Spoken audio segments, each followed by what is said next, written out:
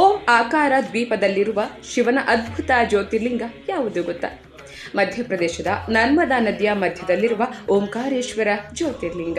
ಈ ಕ್ಷೇತ್ರದ ವಿಶೇಷತೆ ಏನು ಅಂದರೆ, ನರ್ಮದಾ ನದಿಯಲ್ಲಿರುವ ಮಂಧಾತ ದ್ವೀಪವು ಮೇಲಿನಿಂದ ನೋಡಿದಾಗ ಓಂ ಆಕಾರದಲ್ಲಿರುವಂತೆ ಕಾಣುತ್ತೆ.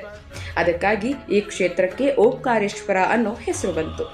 ಒಮ್ಮೆ ವಿಂಧ್ಯ ಪರ್ವತವು ಶಿವನನ್ನ ತೀವ್ರ ತಪಸ್ಸಿನಿಂದ ಆರಾಧನೆ ಮಾಡುತ್ತೆ.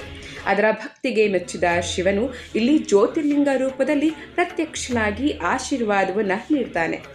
ಇಲ್ಲಿರುವ ಮತ್ತೊಂದು ವಿಶೇಷತೆ ಏನು ಅಂದರೆ, ಈ ಕ್ಷೇತ್ರದಲ್ಲಿ ಓಂಕಾರೇಶ್ವರ ಹಾಗೂ ಅಮಲೇಶ್ವರ ಅಥವಾ ಮಮಲೇಶ್ವರ ಎಂಬ ಎರಡು ಪ್ರಾಚೀನ ಶಿವ ದೇವಾಲಯಗಳಿವೆ.